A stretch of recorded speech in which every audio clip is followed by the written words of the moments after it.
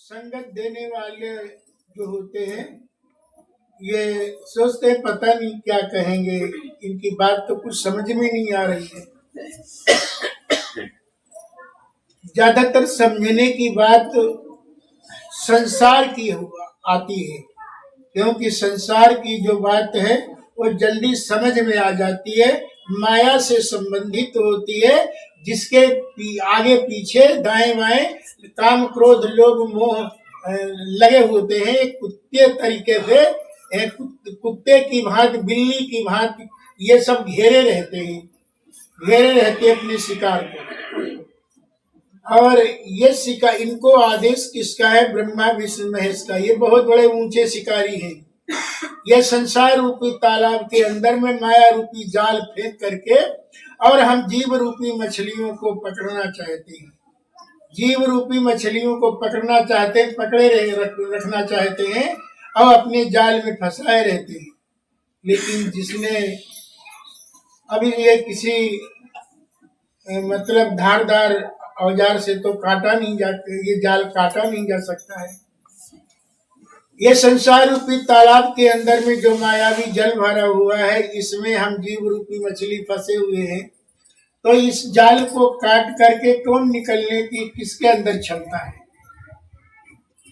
जैसे किसी तालाब के अंदर में किसी शिकारी ने जाल फेंक दिया उसमें, और फिर एक जाल की एक डोर उस शिकारी के हाथ में होती है, वो धीरे धीरे खींचता है अपनी तरफ। जब खींचता है तो उस तालाब के अंदर मछली के अलावा अनन्य भी जीव फंस जाते हैं। जैसे कछुआ फंस गया, कछुआ जब खींचता हुआ देखा तो अपने दांतों से अपने मुख से वो जाल काट देता है। अब काट कर वो कछुआ धीरे धीरे उस जाल के बाहर हो जाता है जो जाल में फंसा हुआ था। और साथ में कोई मछली अगर फंस गई है तो वो भी उसके अगर पीछे है कछुआ के तो वो भी पार हो जाती, निकल जाती है। ऐसे ही ये संसार रूपी जो तालाब है, जिसके ब्रह्मा विष्णु महेश बहुत बड़े शिकारी हैं, उन्होंने मायावी जाल फेंक करके हम जीव रूपी मछली की भांति हम लोग फंस गए हैं। तो इसमें कछुआ की भांति, कछुआ बहुत बड़ा ताकतवर होता है और नाजुक भी बहुत बड़ा होता है, नाजुक भी बहुत बड़ा होता है। ताकत इतनी बड़ी होती है कि कछुआ अपने चक्कर देखता है तो मुंह और पैरों को अपने अंदर में सिकुड़ लेता है। फिर हम लोग कोई उसको मारना चाहे वो उसकी चोट असर नहीं होगी। ऐसे ही जो ये संसार में लोग जरा सी कोई शब्द ऐसा वैसा कह देते हैं तो लड़ाई दंगा तैयार हो जाता है, लड़ाई दंगा तैयार हो जाता है। लेकिन जो इसमें मछली, इस तालाब में जो ब्रह्मा विष्णु रूपी शिकारी ने जाल फेंक करके और जिस जाल में ये हम सब लोग फंसे हैं, इस जाल में एक समय के सदगुरु रूपी कछुआ भी फंसा हुआ है। सदगुरु रूपी कछुआ फंसा है, उसके पास में सदगुरु जिस तरीके से एक कछुआ अपने दांतों से माया रूपी जाल को काटकर बाहर निकल जाता है, ऐसे समय के सदगुरु होते हैं। उनके पास में तत्व ज्ञान होता है।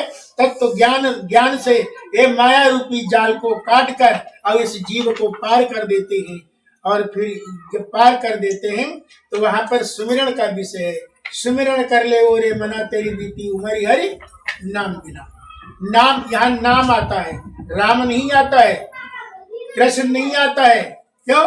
कोटि नाम संसार में ताते मुक्ति न होई, आदि नाम जो गुप्त है जाने बिरला। आदि नाम यानी ब्रह्मा विष्णु महेश से भी कोई परिणाम है। ये तो संसार में आए, इन्होंने कर्म करवाया और स्वयं कर्म किया, जो इनको ड्यूटी मिली थी चले गए। वो भी कहा ड्यूटी कहाँ से मिलती है? पार ब्रह्म। पार ब्रह्म किसे कहते हैं? ओम को कहते पार ब्रह्म। ओम को, राम को, गुरु को। लेकिन ये भी कहा गया है, सदगुरु ये भी इशारा करता है जीव के लिए कि ओम नाम सबसे बड़ा ताते मुक्ति न होई, आदि नाम जो गुप्त है जाने बिरला कोई। सदगुरुदेव भगवान की जय। के सदगुरु होते हैं वो इस नाम को जनाते हैं और जनाने के बाद में कहते हैं हमें अधिकार मिला है, हमें ठेकेदारी मिली है, हम इस घाट के हम ठेकेदार हैं और हमारा वाहन श्वासा रूपी वाहन चल रहा है।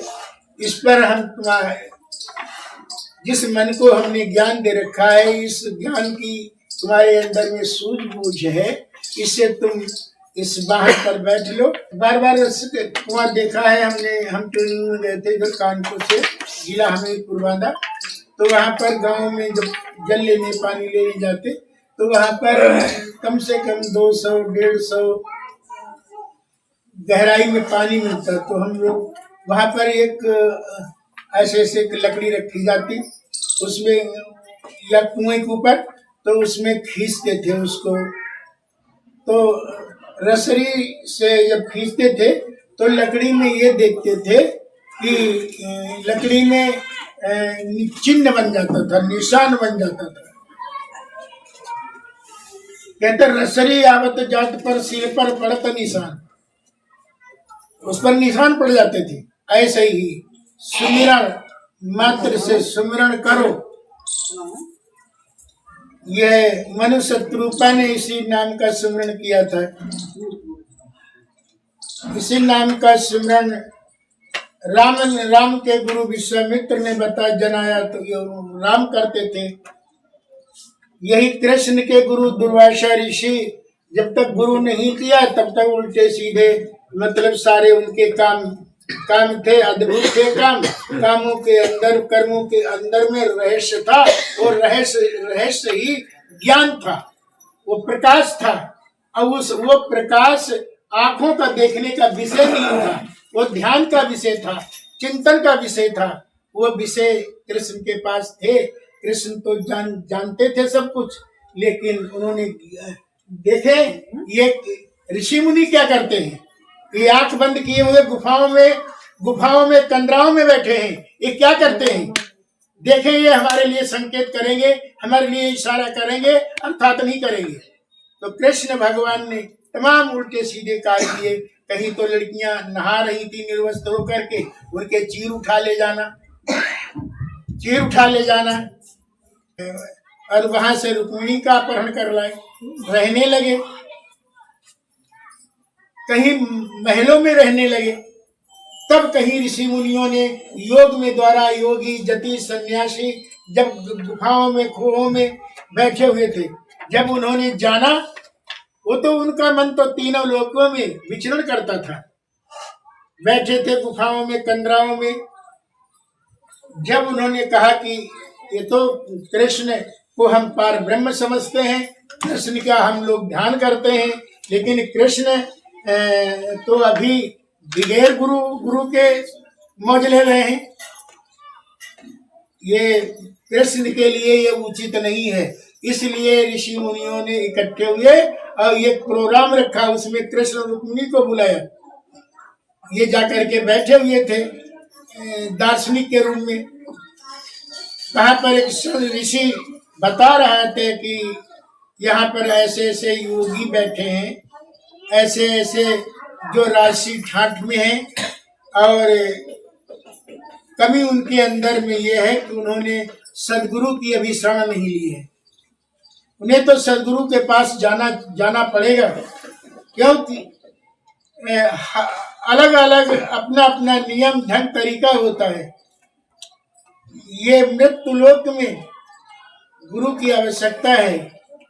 लिखा भी है तुलसीदास महाराज जी ने, बिन गुरु निधि भव तरहि न कोई, और जो बिरंच शंकर सम।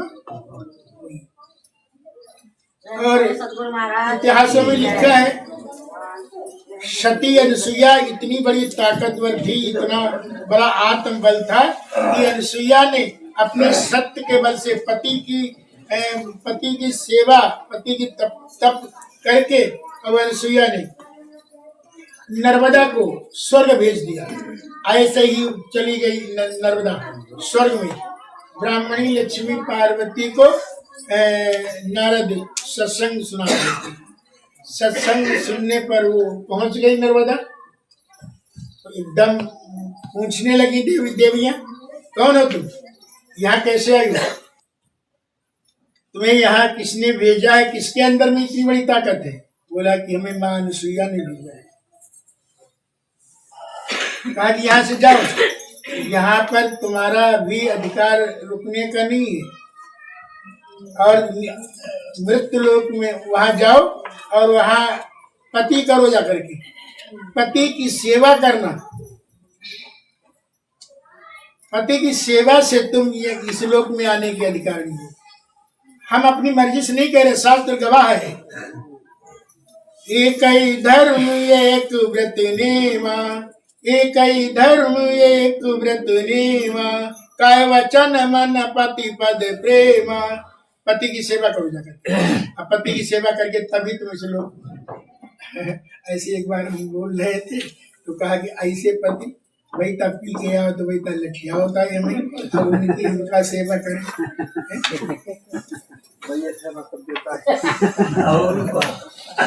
तो इसका नाम है ये ड्रामा, इसका नाम है ड्रामा। ड्रामा में कोई किसी को मारे, कोई किसी को लठियाए, कोई किसी की किसी साथ चुगली करे, लेकिन ये सब दार्शनिक लोग जानते हैं ये रात भर का ड्रामा है, और सवेरे को फिर ये कोई कुछ नहीं कहेगा। यही बोध होता है, यही ज्ञान होता है, तब तो कोई नहीं तो नीचे बैठे लोग हैं तमाम उल्टी सीधी बातें करने लगे। लेकिन माया विद्या से रचा संसार दुख का सार है, तत्व उसमें तत्व हरि का नाम है। ये माया विद्या से रचा संसार दुख का सार है, तत्व इसमें कछ नहीं वत तत्व हरि का नाम है। तो नर्मदे को वापस कर दिया। ऐसे ही कृष्ण भगवान बैठे हुए थे सभा में, इतने में एक संत ने कहा, कृष्ण हम सब लोग जो गुफाओं में बैठे हैं, कृष्ण आपके पुकारने पर मुझे आना पड़ा, कृष्ण आपके पुकारने पर मुझे आना पड़ा। और कृष्ण आप तो योगी राज हैं, आप तो सब कुछ जानने वाले हैं, लेकिन सब कुछ जानते हुए भी यहाँ का नियम अपनाना पड़ता है, यहाँ का नियम अपनाना पड़ता है। इसलिए कृष्ण अब तुम्हें जब आप रुक्मिणी को अपहरण करके ले आए हो, यहाँ रहने लगे, तब हमको गुफाओं से कंदराओं से हमको जो हमारा मन जहाँ था वहां से मन हम हटा दिया गया, और हमें आदेश दिया गया कि तुम जाओ, तुम्हारी जरूरत है, समय के अवतार पुरुष की भी तुम्हें जरूरत है, क्योंकि तुम मानव के मन के सामने जो अंधेरा है, उस अंधेरे को हटाने का ऋषि मुनियों तुम्हारा काम है। जाओ, मेरा आदेश है। तो ऋषि मुनि ऐसा कृष्ण को खड़ा कर दिया, और कृष्ण रुक्मिणी अब तुम गुरु की शरण में जाओ पहले। तो कृष्ण भगवान रुक्मिणी ने हाथ जोड़ के पूछा, मुनिवर ये इसमें हम किस गुरु के पास जाएं, कहाँ जाएं, किसके पास जाएं, आप आदेश करो, वहीं पर हम जाएं। तो कहा कि समय के सदगुरु दुर्वासा ऋषि हैं, आप दुर्वासा ऋषि के पास जाइए, वो आपको आत्मज्ञान कराएंगे। बस कृष्ण और रुक्मिणी दुर्वासा ऋषि के पास गए, उनको प्रणाम किया। तो दुर्वासा ऋषि ने नाम को जना दिया, जैसे मोहम्मद साहब बीबी फातिमा से कहते हैं कि तुम जाओ और रास्ते में तुम्हें कामिल मिलेगा, और कामिल तुम्हारी रूह का वो दीदार करा देगा। जब तुम 5 दफे उस पाक नाम की नवाज अदा करोगी तो बीबी फातिमा तुम्हें वका मिल जाएगी। वका माने मुक्ति या मोक्ष मिल जाएगा, मुक्ति या मोक्ष मिल जाएगा तुम्हें, ऐसा कहा। तो इसी तरीके से कृष्ण रुक्मिणी ने वो दुर्वासा ऋषि से ज्ञान लिया और लेने के बाद भी कहा गुरुदेव कल मेरी कुटिया पर आना, अब बस अपने यहाँ बुला करके। और कृष्ण रुक्मिणी ने कहा कि कृष्ण ने कहा कि भोजन तैयार करो, गुरुदेव को खिलाओ। अब कृष्ण तो कहा कि गुरुदेव हमारे लिए कहीं से पत्र आया है, वहां हमें जाना है, अभी हम लौट आएंगे। और रुक्मिणी ने कहा कि तुम भोजन तैयार करो। 56 प्रकार का भोजन बनाने में कितना समय लगा होगा, 56 प्रकार का भोजन। और भोजन जब ले गई कृष्ण आ नहीं पाए तो दुर्वासा ऋषि ने 56 प्रकार का भोजन देखा तो वो सब ये कहीं सलवला ही। क्यों कि ऋषि मुनियों का वो स्वाद का ज्ञान नहीं था, उस स्वाद का ज्ञान नहीं था ऋषि मुनियों के अंदर में। और उस स्वाद को पाने के लिए मन तो संसार में इंद्रियों को छोड़ना पड़ेगा। जैसे शुगर को एक बारे से खोल दो तो राह पर नहीं चल करके अनन्य भिन्न वो चल करके और संसार में भोज अपना पेट भरता है। इसलिए हम लोगों का मन इंद्रियाएं चलायमान होती हैं, किधर भी जा सकती हैं, किधर भी कुछ खा सकती हैं, अपनी इच्छा भी पूरी कर सकती हैं। लेकिन जब सदगुरु की शरण में होंगे, जब बंधन होगा तब सब कहीं नहीं जा सकते। तो रुक्मिणी ले आई, गुरु ने ऐसे से मिला दिया। और कृष्ण जब तक आ गए रुक्मिणी से पूछा क्या गुरुदेव को भोजन करा दिया, अब तुम ही भोजन कराओ, मैं तो भोजन कराते कराते थक गई, तुम ही जाओ। तो कृष्ण गुरुदेव के पास आए हैं, गुरुदेव से पूछा गुरुदेव आप भोजन में क्या लेंगे। संत गुरुओं से पूछा जाता है कि आप क्या भोजन में लेंगे, कुछ भी तुम्हारे पास में लाख बढ़िया चीज हो, मतलब ये क्या चीज आप जाएंगे। तो कृष्ण ने दुर्वासा ऋषि ने कहा जा पतली पतली खीर बनवा ले। कृष्ण ने पतली पतली खीर बनवाई। दुर्वासा ऋषि ने थाली में जब ले आए तो दुर्वासा ऋषि ने ऐसे करके, छोटा बच्चा ऐसे खाता है, ऐसे छोटे बच्चे यहाँ पर देखो, थोड़ा मन बुद्धि चित्त पर ताकत लगाओ। ये कैसे बन गए, सदगुरु बालक बन गए, अज्ञानता को दर्शा रहे हैं, संसार को सब कुछ जानने वाले तीनों लोगों का। और आज सबको मन भ्रमित कर रहे हैं। ऐसे भोजन पा रहे जैसे छोटा बच्चा ऊपर के लिए कहीं नीचे के लिए हाथ लगाए। झूठा बच गया।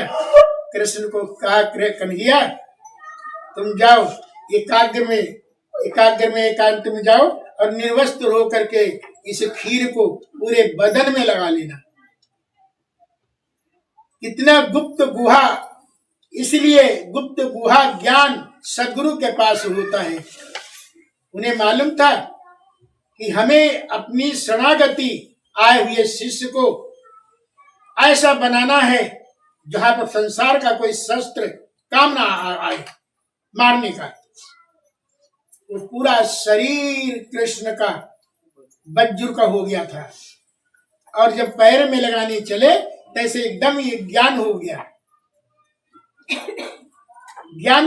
कि गुरु के प्रसाद को जूठा पैरों में नहीं लगाना चाहिए, लेकिन आदेश था पूरे बदन में लगा चपट लिया। तो सारा शरीर तो वज्र हो गया, लेकिन तलुए में कृष्ण ने नहीं लगाया था। कृष्ण घूमने के लिए गए, अब कृष्ण का समय पूरा हो गया था। वहां से घंटी बजने लगी। जो भी मृत्यु लोक के अंदर आता है जीव, उसका समय सारणी होती है। समय सारणी यहाँ के हिसाब से नहीं, श्वासाएं गिन के जो मिलती हैं, हम और आपको श्वासाएं गिन करके श्वासाएं मिलती हैं। अब श्वासाएं उनकी पूरी होने पर आई तो कृष्ण जो थे वो जमुना जी के किनारे घूम रहे थे। अब बहेलिया जाता है, अब जीव देखा दूर से, कृष्ण के दाहिने पैर में ही पद्म था और कृष्ण के उसी पैर में कांटा लगा। कांटा निकालने के लिए कृष्ण यो पैर किया तो पदम दमक रहा था मणि की भांति। बहेलिया ने ऊपर चढ़ करके थोड़ा देखा तो केवल उनका सारा अंग मौजूद था, लेकिन बहेलिया की आंखों से केवल वो रोशनी ही मणि दिखा रही थी जो मृग की आंख की भांति दमक रही थी। बहेलिया सोचने लगता है कि शिकार हमारे सामने आ गई, बैठी है, मृग बैठा हुआ है, उसकी केवल आंख चमक रही है। उसने बाण निकाला और बहेलिया ने छोड़ मार दिया। वो बाण कृष्ण के दाहिने पैर में लगा तो बहेलिया अपनी शिकार उठाने के लिए दौड़ के गया। कन्हैया को बैठा देख कर बहेलिया अपने इस कृत्य को जानकर अपने आप को अपराधी मानने लगा। इतना बड़ा मैंने अपराध कर दिया है जो आज कृष्ण भगवान को मैंने बाण मार दिया। रोने लगा बहेलिया उनके चरण पकड़ करके। कन्हैया मुस्कुराता हुआ कहा कि कहने लगे बहेलिया तुम दुखी क्यों हो, परेशान क्यों हो, तुमने कोई अपराध नहीं किया। बहेलिया ये तो लेन देन की दुनिया है, ये तो जो कर्ज लेता है वो कर्ज देना पड़ता है। हमने तुम्हें नाजायज, तुम मुझे नहीं जानते हो, मैं तो तुम्हें आज भी पहचानता हूँ, तुम बहेलिया हो। अब मैं तुम्हें पहले भी पहचानता था। तो बहेलिया आज द्वापर युग में तू अपना बदला ले रहा है, तूने अपना बदला ले रहा है। अब हमारा समय आ गया बहेलिया, हर किसी को बदला देना पड़ता है।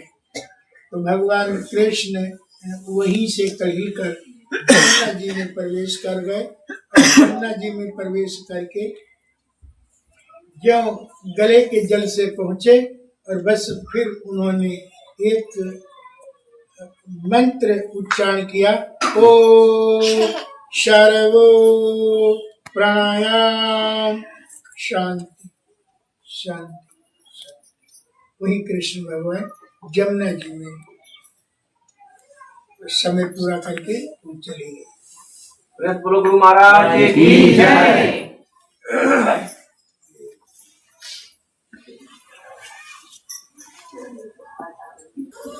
हमने नहीं अपनी तारीफ कीर्ति नहीं गा रहे हैं, जो सच बात कहीं भी कहो, सच बात कहीं भी कहो। ये हमने न जाने कितना प्रयास किया, रात रात में हम बाहर हमारा समय व्यतीत होता था, गन्नों के खेतों में, झाड़ियों में गड्ढा खोद रखा था इतना गहरा, जिसके अंदर में रात में जब देखते थे कि गांव के लोग ये सब ज्यादातर सो गए हैं, लेट गए, तब हम चले जाते थे और उस गड्ढे में जाकर के अपने गांव के उत्तर साइड में एक झाड़ी थी, उस झाड़ी के बीच में गड्ढा खोदा था, ये उसी में जाके बैठ जाते। थोड़ा बैठते जब तक मन नहीं लगता सत्य में, तब तक भय लगता।